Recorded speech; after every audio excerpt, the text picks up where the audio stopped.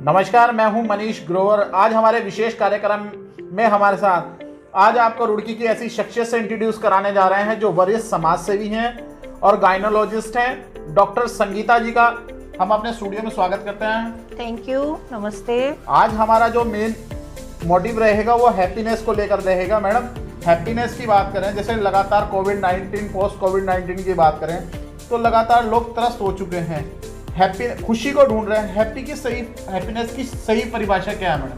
उस बारे में हमारी जनता आपसे जानना चाहती है। जो कोविड के पहले का टाइम था और जो कोविड के बाद का पोस्ट कोविड एरा, ये दोनों एंटायरली डिफरेंट हैं। जो प्री कोविड एरा था उसमें जो रूल्स थे, जो लाइफ के नियम थे, जो रहन सहन का तरीका था, और जो अब है, मतलब पुराने रूल्स अब अप्लाई नहीं होते उस नए एरा में। कोविड में हमने देखा कि बहुत से लोगों ने अपने परिजनों को खोया। कुछ जिनको कोविड हुआ वो अब तक भी मेडिसिन के साइड इफ़ेक्ट से उबर नहीं पाए हैं या कोविड के साइड इफ़ेक्ट से उबर नहीं पाए हैं। उनको किसी का कैरियर ख़त्म हुआ, किसी का बिज़नेस ख़त्म हुआ, तो मतलब लोग फाइनेंशियली त्रस्त रहे। ग्रोथ उनकी जो है ना बहुत ज़्यादा ख़त्म हो गई और ऐसा लगता है कि उनके जीवन से खुशियाँ ही चली गई। तो इस समय जब से मैं कुछ हीलिंग का कार्यक्रम भी, हीलिंग भी करती हूँ मैं और काउंसलिंग भी करती हूँ, तो जो लोगों की संख्या है, इस तरह के त्रस्त लोगों की संख्या है, वो पोस्ट कोविड एरा में बहुत ज़्यादा बढ़ गई है, क्योंकि ऐसा लगता है उनको कि कहीं ना कहीं उनके जीवन से खुशियाँ दूर चली गई हैं। जो आपने पूछा, अब उस प्रश्न पे आती हूँ कि हैप्पीनेस है क्या? खुशी का अभाव दुख है और खुशी के एक्सपीरियंस जो है वो हैप्पीनेस है। बहुत सिंपल से अगर मैं शब्दों में बोलूँ तो ये है। लेकिन जो हमारी एक परमानेंट स्टेट है जिसके साथ कि हम पैदा ही हुए हैं, भगवान ने हमें हैप्पीनेस के साथ पैदा ही करा हुआ है, भगवान ने हमें शांति के साथ पैदा ही करा हुआ है। पीस, हैप्पीनेस एंड लव, ये हमारी नेचुरल स्टेट है।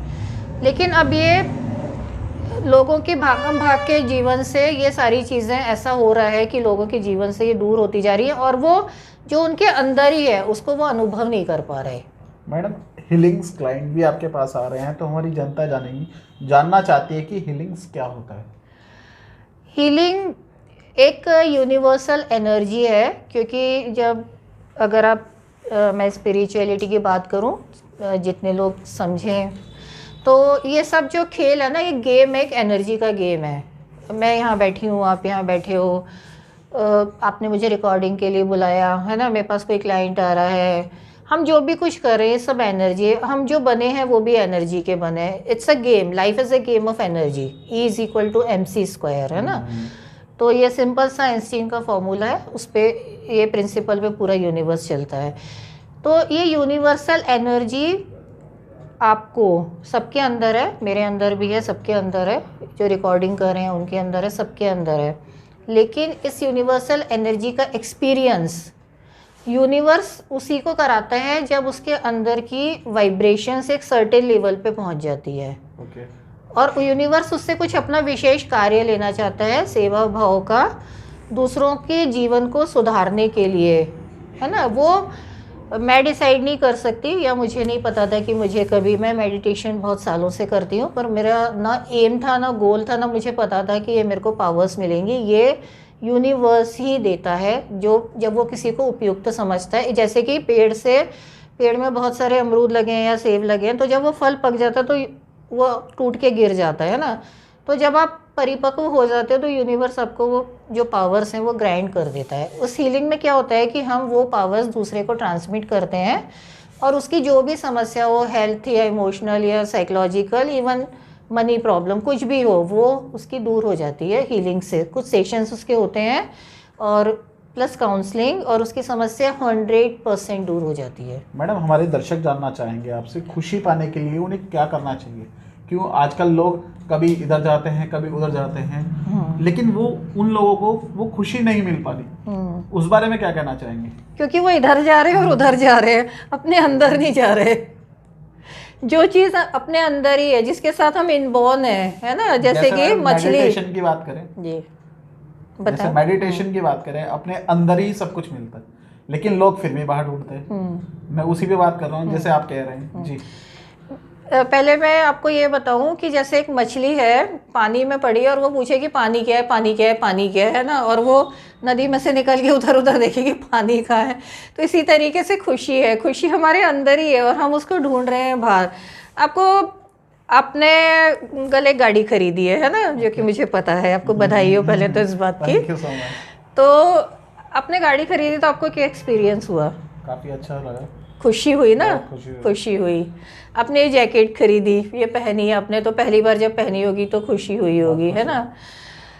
तो हम जो भी कुछ खरीद रहे हैं बाहर से, चाहे वो कपड़े हों, चाहे गाड़ी हो, चाहे नया मोबाइल हो, है ना, लैपटॉप हो, कुछ भी हो, खाने का कोई सामान हो, कुछ भी हो, है ना, तो हम वो नहीं सामान नहीं खरीद रहे, हम खुशी खरीद रहे हैं। अगर आप कुरेद के देखोगे, कुरच के देखोगे तो उसके पीछे खुशी है ना। जब आप खरीदते हो तो आपको अच्छा लगता है कि खुशी है, लेकिन वो जो खुशी है ना वही दुख का भी कारण है।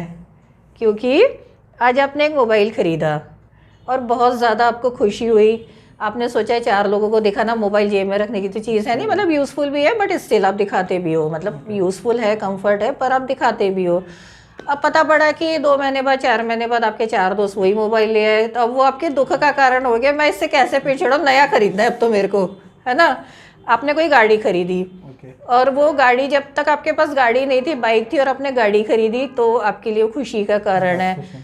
थोड़े दिनों बाद आपने देखा कि मेरे किसी रिश्तेदार ने, या नहीं भी किसी रिश्तेदार ने, आपको अपने मन से ही लगा यार अब तो ये गाड़ी छोटी है, अब तो मैं उससे बड़ी नया वाला मॉडल आ गया, उसी का नया मॉडल आ गया कोई भी, अब मेरे को वो खरीदना है, तो वो खुशी आपकी टेम्पररी हो गई है ना। तो एक्चुअली हम बाहर भी जो खरीदते हैं सामान, कलेक्ट करते हैं, किसी को गिफ्ट देते हैं, गिफ्ट लेते हैं, हर चीज़ के पीछे अगर आप भावना देखोगे तो खुशी की ही भावना है ना। लेकिन ये टेम्पररी है और हमें चाहिए परमानेंट खुशी, जिसको कि वेदों पुराणों में कहा गया है सत्य चित आनंद, परम आनंद, हर हाल में खुशी। इसको मैं सिंपल लैंग्वेज में बोलूँ अपने दर्शकों के लिए तो हर हाल में खुशी। तो हमें उस स्टेज तक पहुंचना है और उस स्टेज तक पहुंचने के लिए आपको कहीं हिमालय पे चढ़ने की ज़रूरत नहीं है। आप अपने परिवार में, डे टू डे लाइफ में, समाज में अपने डेली रूटीन के कार्यक्रम करते हुए उस स्टेज को अटेंड कर सकते हैं। मेडिटेशन के बारे में और आपने पूछा था, तो मेडिटेशन भी अपने अंदर उतरने की कला है। आपको अपना जो सेंटर है, जहाँ पर मैं हूँ, रियल आई एम, आपको अपने अंदर उतर के प्रश्न पूछना है कि हु आई एम, मेरा जीवन लेने का उद्देश्य क्या है ना। जो यूनिवर्स है, universe is with in me, I am in the universe. तो अपने अंदर ही इनफाइनाइट को जागृत करना मेडिटेशन है।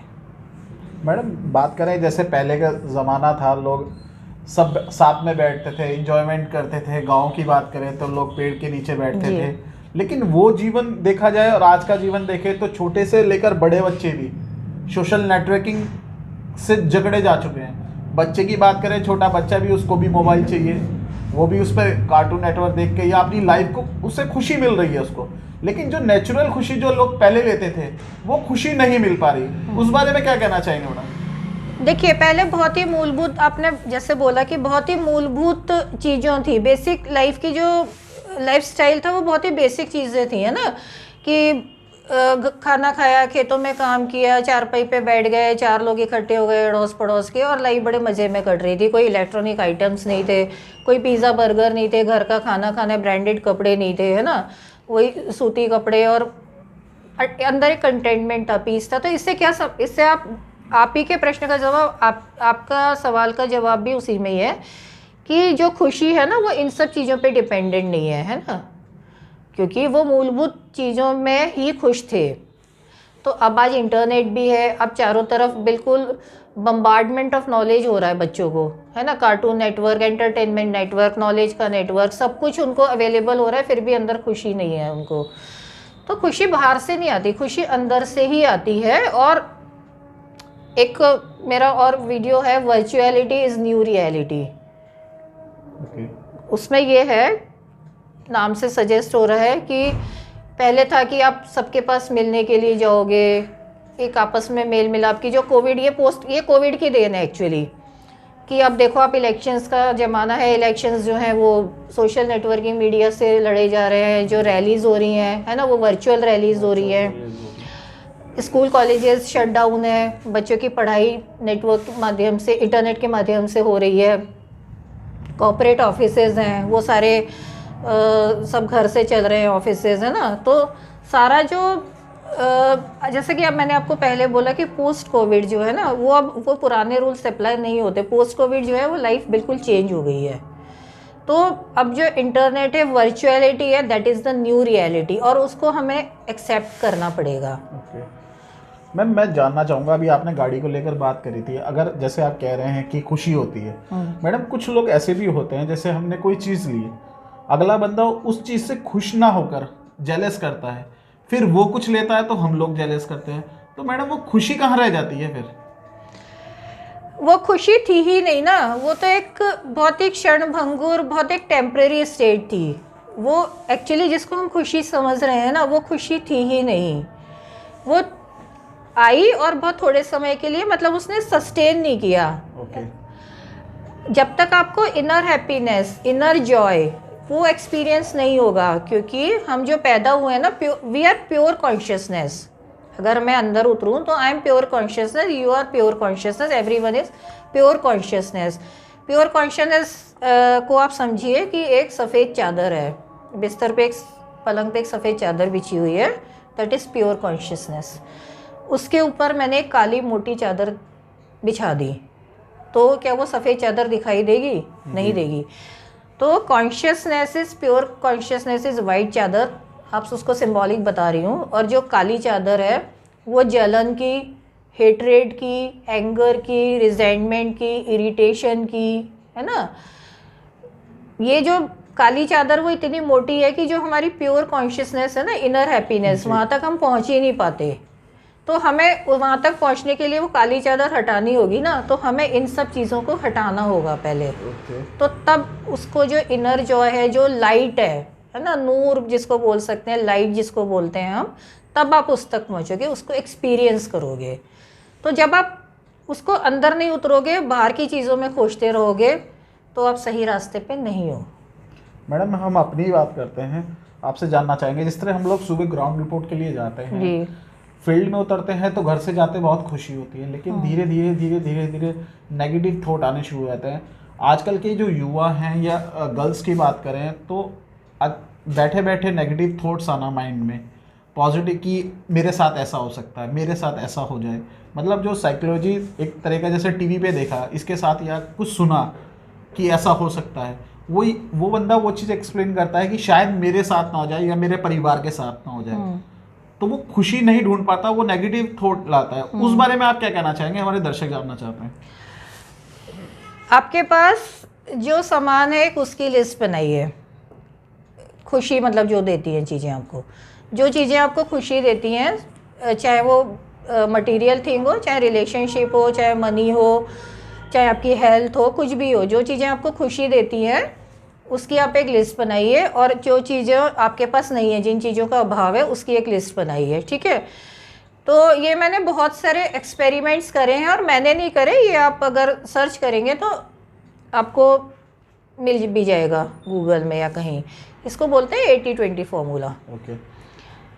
और आप करके देख लीजिए, ये आपके साथ भी होगा। तो उसमें क्या होता है कि 80% चीज़ें हमारे पास हैं, 80% चीज़ें जो हमें खुशी देती हैं वो हमारे पास हैं, और 20% नहीं है ना। तो हम 80% जो ऑलरेडी हैं, एग्जिस्ट करती हैं हमारे पास, हम उससे खुश नहीं हैं। 20% जो नहीं है, उनका अभाव, उनका जो थॉट, उनके न होने का थॉट जो है ना, वो हमें मतलब उन चीज़ों का होना या ना होना तो बात की बात है, पर उन चीज़ों के न होने का अभाव है ना, वो deprivation of the things which we don't have, वो जो फीलिंग है ना, वो हमको परेशान करती है। जैसे कि आपने बोला कि नेगेटिव आती है, और बच्चे बोलते हैं या बड़े भी बोलते हैं कि अगर किसी का एक्सीडेंट हो गया तो मेरा ना हो जाए, ये ना हो जाए, नेगेटिव चीज़ें है ना। तो वो हाँ, तो वो क्या है कि जो चीज़ें एग्जिस्ट ही नहीं करती, वो एक मेरा अलग वीडियो में डाउनलोड करने वाली फियर। तो जो चीज़ें एग्जिस्ट ही नहीं करती, मतलब एग्जिस्टेंस ही नहीं है फियर का, है ना। अभी तो नहीं है ना, एग्जिस्टेंस ही नहीं है, और आप उस भावना को, उस इमोशन को पकड़े हुए जिसका कि एग्जिस्टेंस ही नहीं है, और आप जो है उसको नहीं देख रहे, जो नहीं है, जो नहीं हो सकने की संभावना भी नहीं है, शायद 0.001% जिसकी संभावना हो, है ना, उसको पकड़ के, मतलब कि आप दुखी होने का कारण खुद ढूंढ रहे हो। मैडम जीवन में सबसे बड़ी खुशी क्या है आदमी के लिए? ये बहुत ही गहरा सवाल है, बहुत ज़्यादा गहरा सवाल है। आप मुझे इसका जवाब दो, आप दो मुझे इसका जवाब। मैडम जीवन में हमारे लिए तो यह है कि हम अपनी फैमिली के साथ बैठे, जो कि हम नहीं बैठ पाते, समय नहीं दे पाते। फैमिली में सब साथ बैठेंगे तो ही खुशी मिलेगी। हाँ। आज के टाइम में लोगों के पास समय नहीं है आपस में बैठने का। सुबह अपने किसी काम पे चले गए, शाम को आए, वो टाइम नहीं मिल पाता जो फैमिली के साथ होना चाहिए। मैं तो इतना ही जानता हूँ, आप ज्यादा अच्छे एक्सप्लेन कर पाएंगे। नहीं, मैं सिर्फ एक सिंपल सा प्रश्न पूछ रही हूँ कि खुशी आपको किस चीज़ से मिलती है, मैं ये पूछ रही हूँ ना बस आपको। मैं बहुत बड़ा सवाल तो नहीं पूछा। आपने बोला कि फैमिली और रिलेशंस, मतलब रिलेशन और फैमिली एक ही बात हो गई, उससे आपको खुशी मिलती है कि आप उनको समय दे पाएँ, वो आपको समय दे पाएँ, है ना। किसी को किसी और चीज़ से मिलती होगी, लेकिन अब इसका जवाब बहुत गहरा है और बहुत सिंपल है, और बहुत सिंपल भी है। तो हमारे दर्शक सुन रहे हैं आज, ये सबसे बड़ा आंसर होगा, सबसे बड़ा आंसर है, सच में सबसे बड़ा आंसर है, हैप्पीनेस की तलाश में और सबसे सिंपल आंसर है और सबसे बड़ा आंसर है। अगर खुदा ना करे ऐसा हो, लेकिन अगर आप कल सुबह सोकर उठे ही नहीं तो क्या फैमिली के साथ बैठ पाओगे? नहीं बैठ पाओगे। तो सबसे बड़ी खुशी है कि सुबह आप जिंदा उठ रहे हो बिस्तरे से। बहुत अच्छी बात। आपकी जो ड्रीम है, आपके जो एक्सपेक्टेशन है लाइफ के, आप आकांक्षाएं, अपेक्षाएं हैं, आपके ड्रीम्स हैं कि मुझे ये बनना है, मुझे ये करना है लाइफ में, मेरे को अपने परिवार से रिश्ते अच्छे करना है, मेरे लाइफ में एक ऐसा पार्टनर चाहिए, मेरे पास इतना पैसा होना चाहिए। वो कब हैं? जबकि आप जिंदा हो, आप अलाइव हो। तो आपका अलाइव होना ही खुशी का सबसे बड़ा कारण है, जो कि हम कभी भी उसके लिए ग्रेटिट्यूड नहीं देते, हम कभी भी थैंकफुल नहीं होते कि भगवान को सबसे बड़े उठ के सबसे पहले बोले कि भगवान जी थैंक यू, यूनिवर्स, जो जिस पावर को भी आप मानते हो, कि आज मैं ज़िंदा उठा। अब कई लोग ये पूछते हैं कि या तो सभी उठते हैं, ऐसा थोड़ी है कि कौन नहीं उठ रहा। आप 99% मैं बोल रही हूँ कि उठ रहे हैं, उन 1% का सोचो कि जो नहीं उठे और उनके ड्रीम वहीं ख़त्म हो गए, है ना। जो स्पिरिचुअल लोग होते हैं, हाईली स्पिरिचुअल लोग होते हैं, उनका ड्रीम होता है सेल्फ रियलाइजेशन, भगवान के साथ एक हो जाना। कुछ ड्रीम्स छोटे होते हैं, मतलब ड्रीम्स तो ड्रीम्स हैं, लेकिन बड़े से बड़ा भी ड्रीम होगा, वो भी आप सुबह ज़िंदा उठे बिना रियलाइज़ नहीं कर पाओगे। तो सबसे बड़ी खुशी है सुबह मतलब सोकर आप ज़िंदा उठ गए, that is the biggest happiness of life.